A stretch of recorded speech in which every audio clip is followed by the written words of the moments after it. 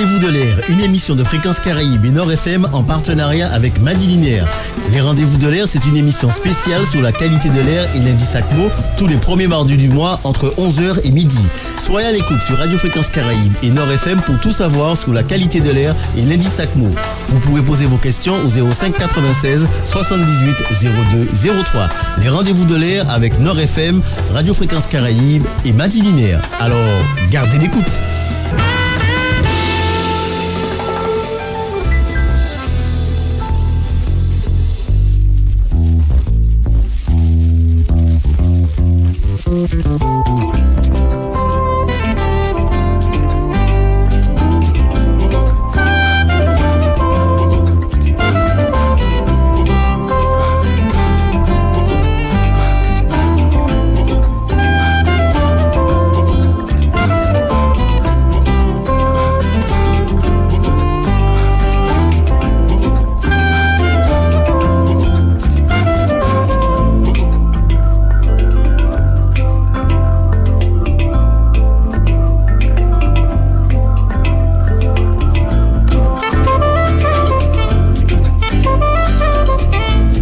Bonjour tout le monde, mesdames, messieurs, bonjour, bienvenue sur Radio Fréquence Caraïbes, émettant depuis le 1 boulevard du bord de mer sur le territoire de la ville du Carbet, sur les 89.5 et 106.6 en FM, sans oublier le www.rfc.com.fr et nos réseaux sociaux, Instagram, Facebook et donc notre page web.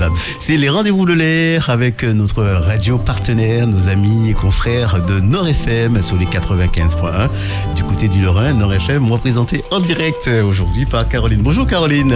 Belle bonjour Bill. Bonjour tout le monde, je suis ravie. C'est un jour pas comme les autres, c'est un peu comme Noël. Je suis dans les studios de Radio Fréquence Caraïbes. Noël avant l'heure. Avec Caroline de Nord FM et donc comme tous les premiers mardis du mois, donc Gaëlle Gratalou de Madi Linéaire. Bonjour Gaëlle. Bonjour, c'est un plaisir de vous retrouver tous les deux. Ouais. Ravi de vous retrouver. Donc on va faire un petit peu l'actualité comme chaque premier mardi du mois, donc de l'actualité sur la qualité de l'air. Deux mots justement sur la qualité de l'air aujourd'hui. Ce mardi, les concentrations en particules fines et en ozone sont donc à des taux moyens pour la journée. Madi Linéaire prévoit un indice ACMO moyen pour toutes les communes avec pour polluants responsables les particules fines PM10 et l'ozone O3. Voilà donc pour planter le décor. Gaëlle, un petit rappel sur donc ozone O3 et particules fines PM10. Alors en effet, actuellement, on va rentrer dans une période où les particules fines vont un peu plus déterminer l'indice ACMO. Vous savez que chaque année, il y a des périodes plus propices à ce qu'on appelle les brumes de sable. Et donc on rentre tout doucement dans cette période. Voilà, mars, avril, mai et surtout juin sont des périodes où la qualité de l'air a tendance un peu plus à se dégrader avec cet apport de particules désertiques qui vient du côté atlantique. Très bien, donc Caroline est donc, avec nous, donc c'est une première. Prions pour que ça se reproduise. Que ça se reproduise. Donc un petit peu comme chaque premier mardi du mois, donc que je me disais, bailler l'actualité donc sur la qualité de l'air avec qu'est-ce qui fait justement. Donc on va faire un petit rappel, Caroline et Gaëlle, récemment ce qui s'est passé. Il en est passé des choses. Ouais. Il en passe toujours des choses à Madi Linéaire. Dernièrement, il y avait les vacances donc, de carnaval. Et vous savez que pour les vacances de carnaval, on vient toujours un petit peu du côté du Nord Caraïbes. Cette fois-ci, on est venu plus longtemps. Premièrement, on a fait les mercredis de l'air, donc avec notre partenaire de la collectivité territoriale de Martinique et le CDST. Donc, un mercredi de l'air sur le thème des déplacements, bouger vert. Donc, avec un nouveau jeu qu'on a pu tester, itinéraire. Et puis, on est venu aussi sur la plage du Carbet avec une association qui nous avait invités, Sport Équilibre. Donc, on a pu faire d'autres collantaires aussi. Donc, on a fait on a passé 2-3 journées dans le Nord Caraïbes pendant ces vacances de carnaval. Très bien. Est-ce que, comment a été par le comportement, mais est-ce que le public a été attentif, a répondu présent? Et est-ce qu'ils sont aussi un public qui pose des questions, qui sont, essaie de savoir un peu plus sur la qualité de l'air? Oui, donc au mercredi de l'air, souvent, donc ça dépend des vacances, des activités qu'on propose. Donc il y en a qui sont là en de passage et qui sont interpellés par ce qu'on propose. Et donc là, ça fait. Et il y en a qui viennent exprès pour nos activités. Donc ça, c'est plutôt aussi pour nous une grande récompense. Donc d'avoir des gens qui sont assez fidèles à nos activités, qui veulent découvrir tout ce qu'on fait. Et après, ceux qui sont de passage, voilà, ça n'empêche pas leur intérêt et en effet leurs questions, leurs préoccupations. Notamment là, on était sur la thématique de la mobilité. Donc on parlait par exemple des navettes maritimes, tous ces projets qui sont là depuis un certain nombre d'années, de navettes entre le nord et le centre, etc. Ou le transport maritime, par exemple, des matériaux entre les carrières, etc. Donc, à chaque fois, ce sont toujours des échanges, des débats, des très fructueux. Et voilà, on aimerait que ça avance, hein, certains sujets. Malheureusement, ça n'avance pas. Mais en tout cas, voilà, ils sont interpellés sur le sujet. On voit quand même qu'il y a des choses qui sont faites depuis quelques années sur notre territoire, qu'il y a encore des choses qui vont être faites. Je pense au plan vélo qui se développe de plus en plus, etc. Donc à voir comment sur le territoire spécifiquement du Nord Caraïbe, tout ce qui est, en tout cas là c'était le sujet, la mobilité peut se développer et pour avoir une amélioration, avoir un impact favorable à la fois sur la qualité de l'air, sur la santé, sur notre cadre de vie tout simplement. Très bien. Avant de parler de l'actualité avec Caroline, tu parlais de nouveaux jeux. Quel est-il? Alors ce jeu, dessus. Il s'appelle Itinéraire. Alors Itinéraire, c'est un jeu qui est inspiré du fameux Milborn. Voilà, c'est un jeu donc l'idée, donc on l'a adapté vraiment sur notre territoire avec un support plateau. Donc l'idée c'est d'aller d'une commune à l'autre de la Martinique en utilisant différents moyens de transport. Donc on est sur des moyens qu'on trouve en Martinique. Et puis comme dans le Milborn, entre guillemets, il y a un peu des aléas, panne de voiture, grève, etc. Opération Molokai, voilà, il y en a différents. Et donc l'idée c'est de donc faire ce trajet entre deux communes, donc un itinéraire qui a été choisi au hasard, en allant le plus vite possible, mais aussi en émettant le moins de gaz et notamment de dioxyde de carbone, parce que c'est un jeu qui fait aussi le lien entre le changement climatique, la pollution de l'air et le transport. Très bien.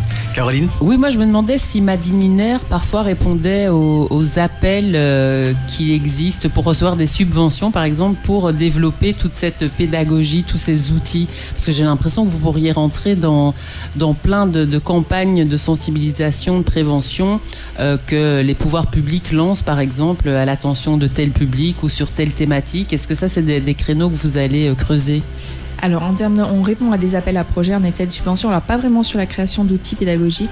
Pour l'instant, on essaye plutôt de les faire en fonction des sujets d'actualité, des intérêts, de l'actualité. Les appels à projets, c'est plutôt sur des actions. Alors, lorsqu'on fait de la prévention et de la sensibilisation sur de la sensibilisation plus large sur l'air intérieur, etc.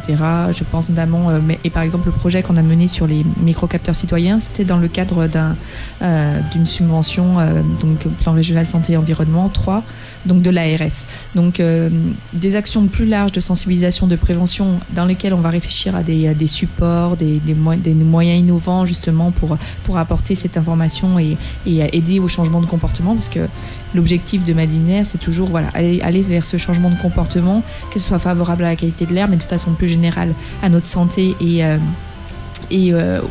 la Martinique, au développement durable. Donc on s'inscrit là sur la création d'outils, vraiment des supports. Voilà, on réfléchit plus sur des sujets qui nous interpellent, sur lesquels aussi on a des connaissances qui se développent. Actuellement, on travaille sur un nouveau projet en interne sur le lien biodiversité et air. Polluants de l'air, changement climatique. Pour l'instant, on a très peu exploité ce sujet-là et pourtant, c'est un sujet vraiment important. Donc voilà, pourquoi ? Parce qu'il manque aussi, on a un peu des défauts de connaissances. Donc on essaye de travailler à la fois au niveau de l'approche locale, sur l'impact de ces pollutions sur nos tortues, sur nos mangroves, etc. Et puis l'approche plus globale qui est un peu plus documentée, entre guillemets. Voilà, notre intérêt, c'est d'expliquer des concepts, des impacts de façon un peu différente, ludique, et en donnant du sens à tout ça et Donc voilà, sur des sujets aussi où on peut quand même documenter et montrer justement ce qu'Amadine a fait, apporté, etc. En tout cas, moi, ce que je vois, c'est que Madeleine Linaire, et j'arrête pas de le dire parce que moi, c'est ce qui me fascine le plus, c'est, tu vois, la créativité, renouveler chaque fois les approches, les supports, etc. Et quand on prend connaissance de l'actualité, voilà, bam, une web-série. Tu vois ce que je veux dire? Donc ça y est, on débarque dans l'univers vidéo, cinéma. Et donc Madeleine Linaire lance une web-série intitulée « Ils agissent pour l'air ». Alors Gaëlle, de quoi s'agit-il? Oui, c'est un projet qui me tenait particulièrement au cœur, mais personnellement, c'est vrai qu'on parle de qualité de l'air, souvent on peut penser Madeleine Linaire seulement. Et l'idée, c'était vraiment de montrer qu'il y a d'autres acteurs, que ce soit des associations, des particuliers, des entreprises, des collectivités qui sont aussi mobilisées sur le sujet. Et on voulait mettre en avant toutes ces initiatives. Et des fois, on est sollicité. Voilà, il y a des associations qui nous sollicitent et nous disent est-ce que vous pourriez... comment vous pouvez nous aider, etc.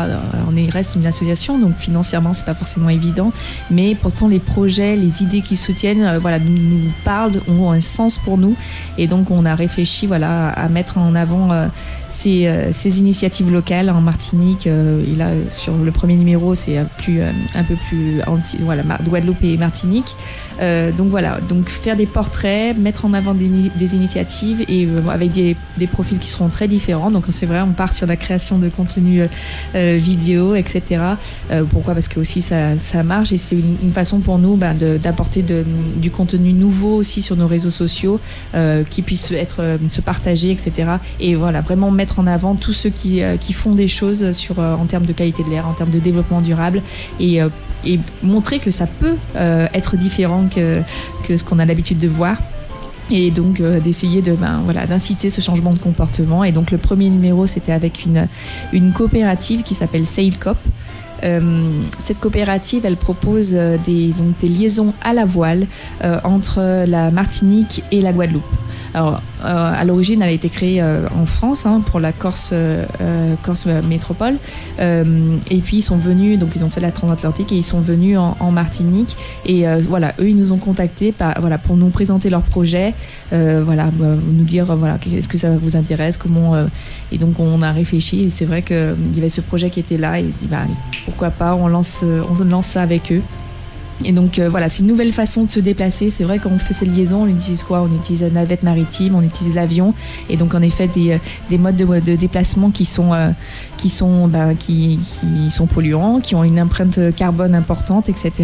Et pourtant ce temps de voyage, alors c'est vrai que peut-être pour des déplacements courts professionnels, c'est peut-être pas, il faut savoir qu'il y a un certain temps de voyage à la voile, mais lorsqu'on est plus dans une démarche de temps, et c'est un temps aussi qui est en lui-même un temps de voyage, de vacances et de repos. On profite autrement et pourquoi pas inclure ce temps de trajet pour couper, pour apprécier les choses, prendre le temps, etc. Donc c'est une façon de voir autrement le monde, autrement le déplacement, et donc prendre ce temps de déplacement non pas comme un temps inutile, mais un temps vraiment de plaisir et de repos, etc. Voilà, la qualité du temps, après la qualité de l'air. Et donc vous annoncez une dizaine d'épisodes pour 2023.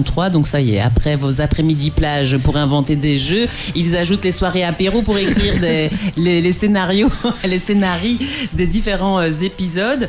Mais donc vous allez donc nous proposer une série de découvertes d'acteurs associatifs et autres. Il y a essentiellement des associations ou bien il y a des collectivités, je ne sais pas, qui ont montré des initiatives. C'est vraiment de montrer différents partenaires. Le prochain, c'est un acteur qui est d'ailleurs très connu dans le Nord Caraïbes, c'est Petit Cocotier, donc il y a une approche très globale, et donc là on va orienter plus sur la qualité de l'air, après on a même des particuliers, donc après il faut aussi qu'ils acceptent de plus, parce que l'interview c'est pas forcément quelque chose de facile pour tout le monde, mais des fois il y a des particuliers qui font par exemple de la location, mais qui veulent sensibiliser leurs locataires à la qualité de l'air, etc., mettre en place des projets, des ateliers, voilà, des choses qui sont, voilà, quand on nous appelle, quand on nous contacte pour ça, on ne peut que dire oui, donc on répond avec eux, on les accompagne, mais on se dit mais pourquoi pas valoriser, parce qu'en effet dans ce qu'on appelle le tourisme responsable, durable, voilà, surtout dans le Nord-Caraïbe, toutes ces initiatives, voilà, elles peuvent donner des bébés entre guillemets et elles se développer, et donc on trouve ça intéressant, voilà, de valoriser, montrer toutes ces belles idées, et en effet il y a aussi des collectivités avec qui on travaille, et des fois qui ont des approches qui vont un peu plus loin, ou même des entreprises dans des démarches de RSE, etc. Donc voilà, c'est montrer tout ce qui peut se faire, qu'on ne voit pas forcément, sur lesquels on ne communique pas forcément, en tout cas les entreprises. Et donc voilà, montrer qu'il y a des choses qui sont sur notre territoire, de belles choses, et qui peuvent voilà, inspirer plein d'autres. Alors, où est-ce qu'on peut découvrir vos séries ? Donc, le premier épisode est déjà disponible. Alors, le premier épisode est disponible. Ils sont sur notre chaîne YouTube. Et après, donc, on essaye de les relayer, d'informer donc Madinaire, la chaîne YouTube. Et on essaye d'informer sur nos réseaux sociaux. Et après, voilà, sur notre site internet aussi, vous pouvez voir le premier épisode. D'accord. Oui. De toute façon, on peut rappeler déjà qu'il est possible de s'inscrire à la newsletter de Madinaire, et comme ça au moins on est informé de toutes les nouveautés, de toute l'actualité dont on aime parler une fois par mois sur Radio Fréquence Caraïbe et Nord FM. Très bien. Gaëlle, juste une petite précision, c'est un mensuel, ça va sortir à peu près tous les mois? Oui, on est parti sur tous les mois. Alors c'est vrai cette année on développe beaucoup de contenu sur vidéo, donc en tout cas ce format-là, cette web série, voilà, ce sera une fois par mois. Après il y a d'autres choses qu'on est en train de mettre, où on essaye de pas trop se donner de fréquence, parce qu'aussi on est après tenu par tout ça, mais voilà, l'idée sur celui-ci, en tout cas les Agis pour l'air, voilà, la volonté c'est d'aller sur une fois par mois, et puis on a déjà pas mal on en a en cours de production, donc je pense que ça sera vite atteint les 10 épisodes de cette première saison. Madinaire, équipe polyvalente.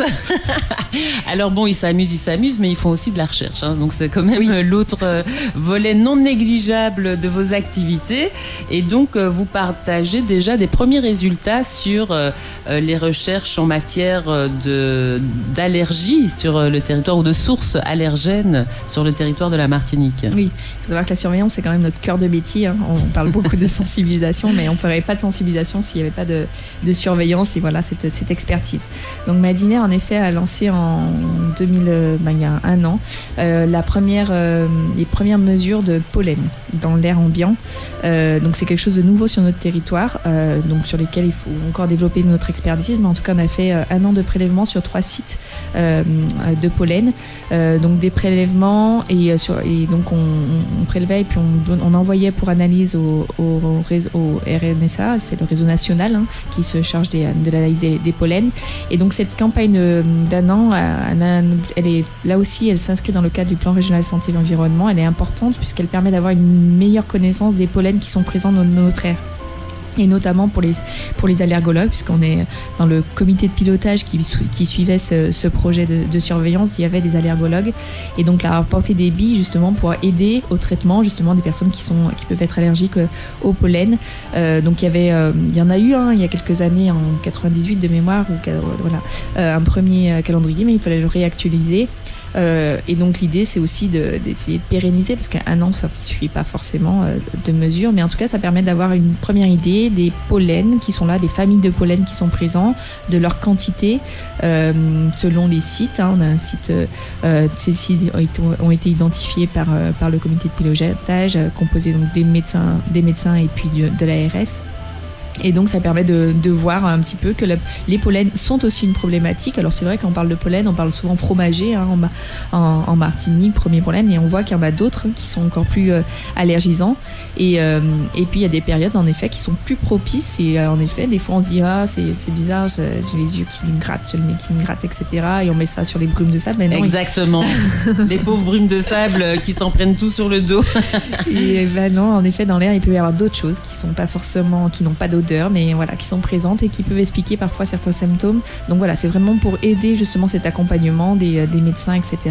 et pour améliorer les connaissances. Donc ça, c'est une première campagne, et il faut la pousser. Il faut, comme je vous le disais, ces polluants biologiques, c'est assez nouveau pour Madinaire, même c'est nouveau. Donc il faut qu'on se fasse accompagner aussi de botanistes pour mieux comprendre justement les espèces qui sont l'origine des familles de pollen qu'on a retrouvé, qu'on appelle le taxon. Et puis voilà, pour essayer de pousser un petit peu les choses. Mais en tout cas, voilà, il faut savoir que y a une production plus importante de pollen. Je ne vais pas dire des bêtises, je reprends mes documents, mais tu parles par secteur? Alors de façon générale, en Martinique, entre avril et août, c'est là où on retrouve le plus de pollen dans l'air. C'est ça, voilà. Avril et août. Ouais. Donc on va commencer la période intense. Mais vas-y, je te laisse continuer. Et après, donc globalement, il y a une période où il y a vraiment peu de pollen dans l'air. C'est vers septembre, ça dure 2 mois, septembre, et puis après ça revient. Mais voilà, le pic c'est plutôt avril-août. Oui, est-ce qu'on sait qu'il y a aussi un secteur qui est plus touché que d'autres en Martinique? Et par rapport à l'étude, est-ce que aussi vous avez géré, vous êtes informé sur les tranches d'âge? Est-ce que c'est des gens qui ont plus d'âge ou que c'est des gens qui souffrent de maladies chroniques? Est-ce que ça aussi, ça rentre dans ou pas encore? Alors pour l'instant, on est vraiment sur la surveillance des prélèvements de pollen dans l'air, pas du tout de l'impact sanitaire. D'accord.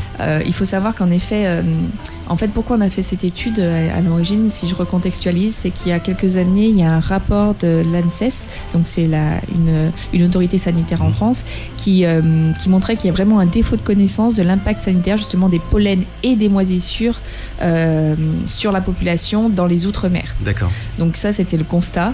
Et comment on fait pour améliorer? On fait des mesures. Alors premièrement, déjà en effet, sur quels sont ces pollens qui sont présents et ces moisissures. Donc là, on présente la partie pollen, mais il faut savoir qu'on a fait aussi des mesures de moisissure. Ça fera l'objet d'un prochain rapport. Et puis après, en effet, utiliser ça. Alors, est-ce que cette matière déjà sur les pollens qu'on a recueillis pendant 1 an va suffire pour faire l'analyse de l'impact sanitaire? Ça, je ne sais pas. Il faut que les autorités sanitaires se l'approprient. Mais en tout cas, sur la population, voilà, sur l'impact sanitaire, là, pour l'instant, on n'a pas d'éléments. Nous, on a regardé vraiment sur les pollens qui sont présents, qui sont présents. Pour répondre à la première question, alors, on a fait des prélèvements sur différents points, notamment à Fort-de-France. C'est là où on a trouvé en quantité le plus de pollen. C'était à 2 et après, quand on dit plus de pollen, c'est en quantité, mais il y a aussi plus en termes de variété. Donc il y a sur certains sites, notamment Saint-Esprit, on va avoir moins en quantité, mais plus de familles de pollen différents. D'accord, très bien. Donc forcément, ça en fonction de l'environnement dans lequel on se situe, de la végétation qui est autour, tout ça peut expliquer. Mais voilà, donc il peut y avoir des variations en fonction des sites, en termes de quantité, mais aussi en termes de variété de pollen. D'accord. Caroline? Oui, c'est ça. Donc résultat intermédiaire, on va dire, pour l'instant. Quelle est la suite donc que vous accordez? C'est-à-dire que l'étude se prolonge jusque quand? Et puis, est-ce qu'il faudra négocier, je veux dire, de la réitérer, ou bien ça fait vraiment partie déjà du programme? Alors, sur là, les mesures, elles sont faites. Ce qui nous manque, c'est un peu plus d'expertise pour l'interprétation. Nous, on a identifié donc certains taxons, donc familles de pollen. On sait à peu près leur quantité. Donc, on a fait un premier calendrier pollinique, c'est-à-dire mois, par famille d'espèces. On sait à quel moment il y en a un peu plus, etc. Donc, juste pour les auditeurs, hein, le pollen, la famille de pollen qui est la plus présente en Martinique et celle d'ailleurs qui a un potentiel allergisant le plus fort, c'est celle qui vient donc des figuiers, des arbres à pain, etc. Donc on n'y pense pas forcément, mais voilà, ces arbres, ces plantes sont à l'origine de pollen qui sont abondants en Martinique et qui ont un potentiel allergisant qui est fort. Après, on retrouve aussi la canne à sucre, etc. Et puis, donc là, on est vraiment sur améliorer cette interprétation pour voir exactement, parce que les grandes familles, on retrouve aussi ces mêmes familles en métropole, mais c'est pas les mêmes espèces et les mêmes plantes qui vont les produire. Donc là, peaufiner un petit peu pour mieux déterminer. Et après, en termes de suite, en effet, nous, lorsqu'on a fait ce rapport, on a été financé, clairement, par l'agence régionale pour 1 an. Et donc, en effet, c'est pas suffisant. Il faut savoir qu'en France hexagonale, la surveillance, c'est tout le temps. Donc voilà, il faut trouver en effet ce financement pour. On lance un appel à l'ARS. Donc voilà, après, il faut trouver ce qu'est le financement, montrer qu'il y a un intérêt, que c'est important aussi pour les allergologues. Donc voilà, argumenter sur justement, au moins en tout cas, faire 4-5 ans d'études complémentaires pour avoir des données plus fiables, parce qu'à 1 an, voilà, ça peut varier. On peut explorer aussi d'autres sites pour avoir des informations complémentaires. Justement, les allergologues, ils apportent quoi? Un peaufinement, des précisions une fois que l'étude est faite? Quels sont le rôle précis sur cette étude? Alors, ils ont été là dès le début, déjà pour le choix des sites par rapport à leur patientèle aussi, pour identifier s'il y a des endroits où il leur semble qu'il y a des patients plus touchés sur les allergies, etc. Après, sur les espèces, c'est plus les apports botaniques, puis après, sur la création du calendrier pour voir parce que l'idée, c'est d'avoir un support qui leur permet d'aider leurs patients. Et puis aussi à terme, si vraiment on arrivait à pérenniser cette surveillance, pourquoi pas éditer des bulletins polliniques lorsqu'il y a un risque vraiment fort, que la population soit au courant, etc. Donc c'est tout cet accompagnement, et après justement pour qu'ils puissent faire le lien sur l'impact sanitaire qui est manquant aussi, voir comment ils peuvent réutiliser nos données. Donc il faut qu'on fournisse des données qui leur sont utiles. Donc c'est pour ça que c'est important d'avoir leur avis. Très bien. On a fait le tour sur cette surveillance aéropollinique. Voilà, en Martinique, Caroline. Oui, rappelez, j'imagine qu'on peut peut-être prendre connaissance de quelques résultats intermédiaires sur vos réseaux de communication. Voilà, donc le rapport, donc ce sont des résultats préliminaires en effet. Donc il y a le rapport qui sont déjà, on a eu quelques retours par exemple de confrères en métropole qui trouvaient ça très intéressant. Donc on voit vraiment que déjà il y a des éléments, donc il faut creuser, mais le rapport il est disponible sur notre site internet en téléchargement. Si on ne peut pas regarder le rapport en entier qui fait un certain nombre de pages, on peut se contenter de la fiche synthèse qui est aussi disponible sur notre site internet www.malinaire dans ressources et publications. Très bien, on continue donc à balayer l'actualité. Donc c'est les rendez-vous de l'air avec Nord FM et Radio Fréquence Caraïbes. Je rappelle, c'est tous les premiers mardis du mois entre 11h et midi. Caroline. Oui, effectivement, les mercredis de l'air au CDST, les prochains arrivent. Les vacances, sans doute, seront les moments le plus propices pour accueillir les grands groupes d'enfants. En effet. Alors, enfants, mais surtout famille, mercredi de l'air, donc c'est pendant les grandes vacances. Donc, on a fait ceux de février. Et là, on est en train de programmer les mercredis du mois d'avril.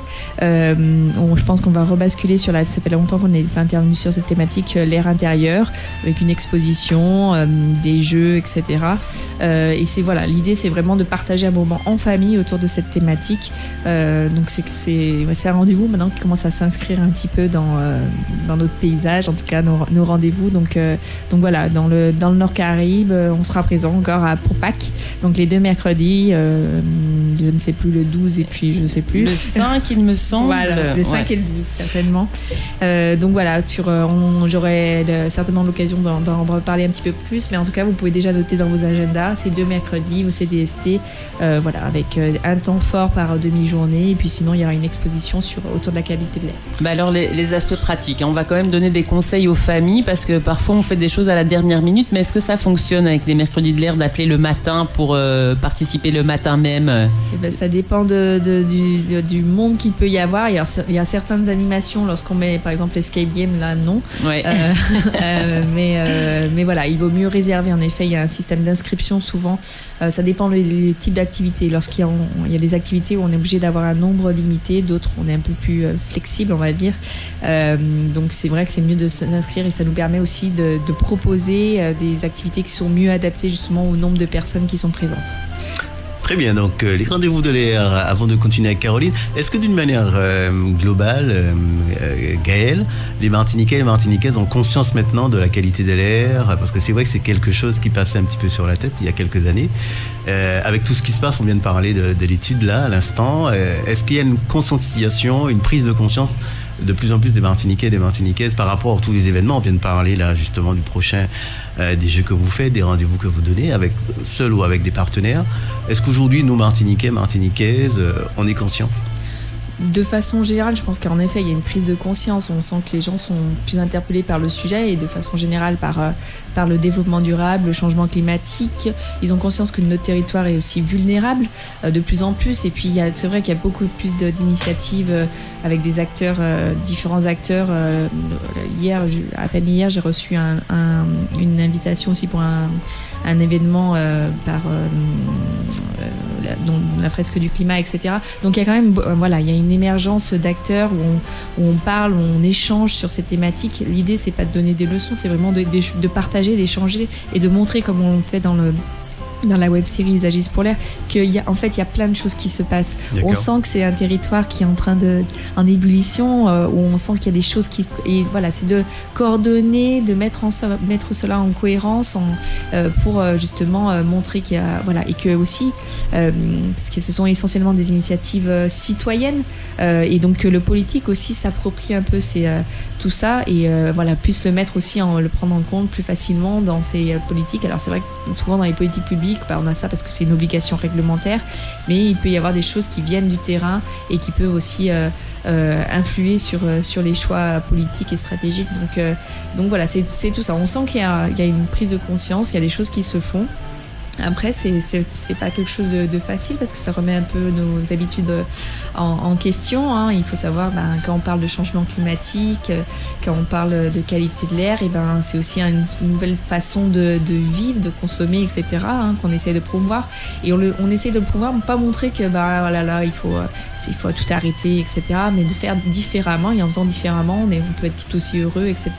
Voilà, on parle beaucoup par exemple de sobriété ou de résilience ou voilà. Et ces termes, c'est pas des gros mots, c'est juste faire autrement et apprécier. Je pense que sur notre territoire, on est capable de faire tout ça parce qu'on doit retrouver ce rapport au temps. On peut faire moins dans l'urgence, faire autrement. Et je pense culturellement, les Antilles, la Martinique peut avoir des facilités à faire cela. Les rendez-vous de l'air avec Nord FM et Radio Fréquence Caraïbe et Madi Linéaire, bien évidemment.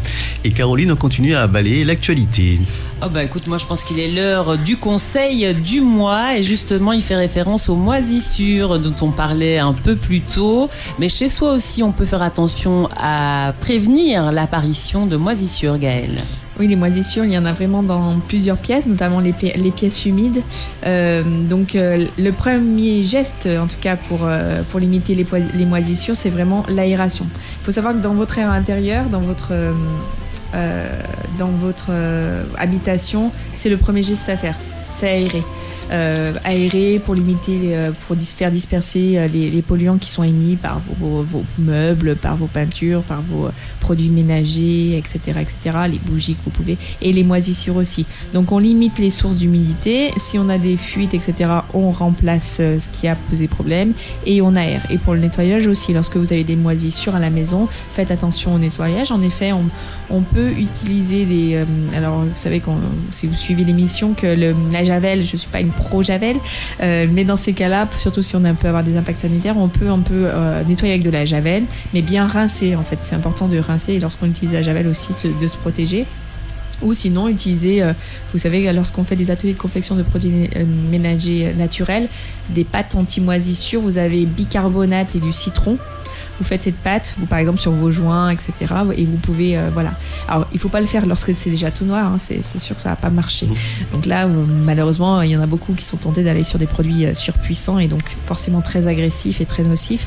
Mais si vous le faites régulièrement, voilà, c'est une solution tout à fait naturelle et qui a un peu d'impact sur votre santé et qui peut être utilisée et qui permet de limiter les moisissures. Donc à faire en prévention. Caroline. Voilà, on retrouve toutes ces informations bien sûr sur tous vos réseaux. Gaëlle, peut-être rappeler aussi comment entrer en contact avec vous pour un accompagnement, pour des subsides, pourquoi pas, pour une activité dans une école, pour une activité avec des associations. Comment vous joindre ? Alors en effet, voilà, vous avez une idée, un projet, vous souhaitez parler d'air, etc. Madi Linéaire peut vous accompagner, donc il suffit de nous contacter donc, par mail info@madilinéaire.fr, info au singulier, info @madilinéaire.fr. Après, on est aussi joignable sur les réseaux sociaux, on est sur Instagram, Facebook, Twitter, LinkedIn. Voilà, donc que vous soyez un particulier, que vous soyez... Alors c'est vrai que les démarches par les particuliers, c'est un peu plus compliqué en termes d'accompagnement, mais voilà. Ça nous arrive parfois sur des initiatives spécifiques de les accompagner. Vous êtes une école, vous êtes une entreprise, voilà, vous êtes une collectivité et vous souhaitez parler d'air, mais pas forcément parler d'air pour parler d'air, mais parler d'air pour faire le lien avec d'autres projets. Et vous savez, il y a beaucoup de liens entre différentes thématiques, la mobilité, l'urbanisme, l'habitat, etc. Donc de la biodiversité. Donc voilà, vous voulez parler d'air et voilà, sensibiliser ou peut-être apporter une autre information auprès de votre entourage, n'hésitez pas à nous contacter. Eh bien, on salue tous nos auditeurs, tant côté Caraïbes que côté Atlantique. On salue Marco à la réalisation Morne-Séron. On est loin, Marco, mais j'arrive. Je finirai bien par revenir. Merci, Bill, pour l'accueil dans les studios de RFC. Un petit rappel, Caroline, sur l'air intérieur avec la nouvelle réglementation aussi. Sur l'air intérieur, ah oui, on en avait parlé la dernière fois, en effet, notamment sur les établissements qui reçoivent du public. Donc une volonté de renouveler la surveillance. Donc il y a un nouveau décret qui est sorti pour renouveler la surveillance, notamment à chaque étape clé du bâtiment. Jusqu'à présent, la réglementation, elle demandait une première surveillance de la qualité de l'air, notamment dans les écoles, les crèches, les collèges, les lycées, à un certain moment, et on renouvelait 4-5 ans, voire 7 ans plus tard. Et il faut savoir qu'un bâtiment, il a une vie, il y a des périodes de rénovation, de peinture, etc. Et ces moments-là, c'est souvent des moments où il y a en effet plus de pollution.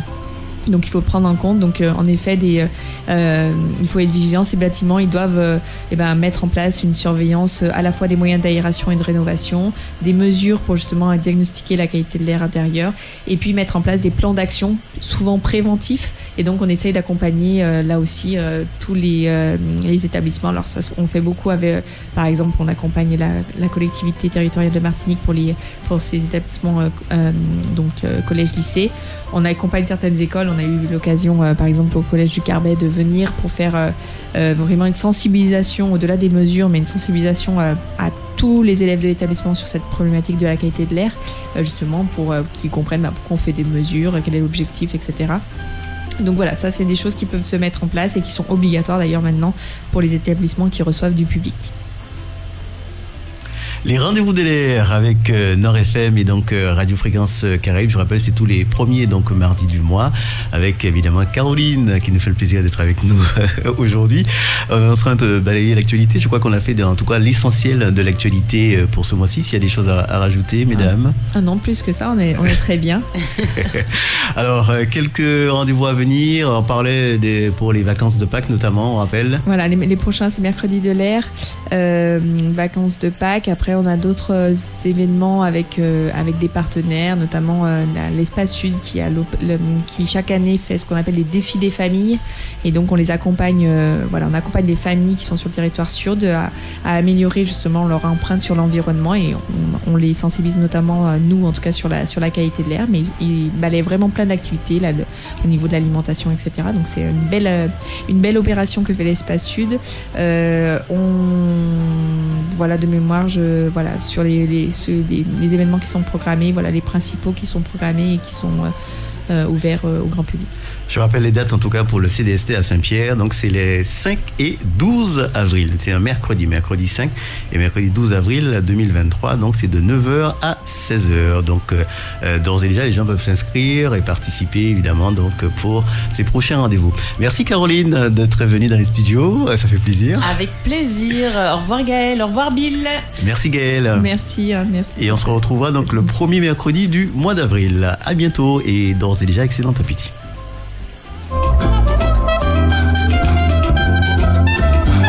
Rendez-vous de l'air, une émission de Fréquence Caraïbes et Nord FM en partenariat avec Madi Linéaire. Les Rendez-vous de l'air, c'est une émission spéciale sur la qualité de l'air et l'indice ACMO tous les premiers mardis du mois entre 11h et midi. Soyez à l'écoute sur Radio Fréquence Caraïbes et Nord FM pour tout savoir sur la qualité de l'air et l'indice ACMO. Vous pouvez poser vos questions au 05 96 78 02 03. Les Rendez-vous de l'air avec Nord FM, Radio Fréquence Caraïbes et Madi Linéaire. Alors, gardez l'écoute.